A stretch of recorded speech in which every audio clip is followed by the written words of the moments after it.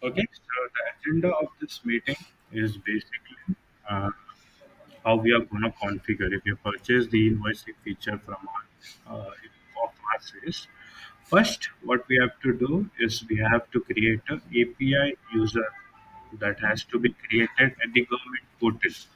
So government have introduced a new portal for e-invoicing, which can be logged in using your e-way bill credentials. Using your e-way credentials, when you log into that government portal, there we have to generate a API user that is created from at your end and that is configured in the RCS system. In this feature, we give a provision of IRN generation at the invoices, and that invoices are directly posted at your government portal. IRN generation is also available for GST debit notes and GST credit notes as well, because government asks that all the debit notes and credit notes also should be posted at the portal. In the in the system only, we have given a provision for IRN cancellation provision also. So you don't have to go to the portal and cancel the invoices. To the system only, we have given the provision to cancel your invoices. The cancellation of the invoices, as said, is not available at the user level. So the particular user, if he or she wants to cancel any invoices, they will have to take the acceptance from the admin login. In this particular agenda, we will also show you what are the possibilities and what are the possible errors that are fetched when you're creating a IRA using API creation. So the first screen what you see here is the e-invoice screen. The system has given you your URL, where the portal has given you a URL. Using this URL, you will have to log in to the government site, and in the username and password, you will have to define your e-way bill credentials and log into the e-invoicing. Once you log into the e-invoicing, under the the government has given an API registration option.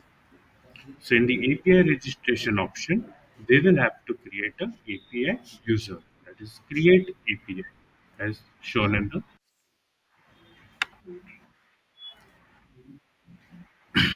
When you create an API user, when you log into the system, when you click on create API, on the registered mobile number of the GST, one OTP is sent from the government side for the confirmation and verification. Once the verification is done, we give an option where you will have to select GSP, and under selection of GSP, through GSP, you will have to select Terra Software Limited, which is our API provider. Once you select the API provider, after that you will have to define a username and a password. So username and password, you should not keep it same as your eBay bill. It should be a different one. So both API user details and your eBay bill user details should be different. Once the credentials are input in the screen, you will have to submit it, and you will have to put that GST API credentials into the ERP. In the RCS ERP, under configuration, we have given option of GST API credentials. When you click on the GST API credentials, you will have to select your company's GST number and the username and password what you have put it in the portal. You have to save it. Once you configure this GST details, on the invoice screen, you will get option for register IRN. Once you click on the register IRN, system asks whether you are sure to create an IRN or not. So once you click on the OK button, system directly creates and posts your invoice to the portal, as well as it shows the IRN number on your ERP system as well. Once the invoice is generated, it Government only allows to cancel the invoices under 24 hours. If we exceed the 24-hour period, that invoice cannot be cancelled from the system as well as from the portal. Okay, so government only allows the customers to cancel the invoices in between 24 hours. If we have made any wrong invoices or we have to change or edit any invoices, and once the IRN is generated, we have to make the changes. Changes are not allowed. You can only cancel the invoice. So the cancellation of the invoice, the time period what government has given is 24 hours, and that cancellation can be done from the system, but only the admin have the access to cancel it. The user doesn't have the access to cancel it. In the system, we have given a provision to register IRN for debit notes as well as the credit notes. So, as per government rule, the debit note and the credit note also should be posted to the government portals.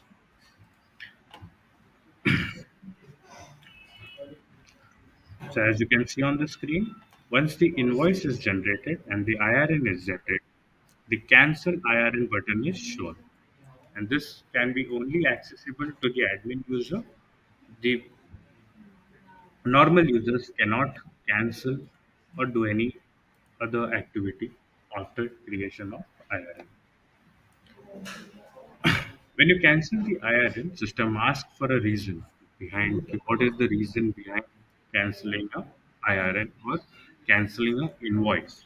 So you have to define your reason, and that reason is auto posted at your invoice screen in the ERP system.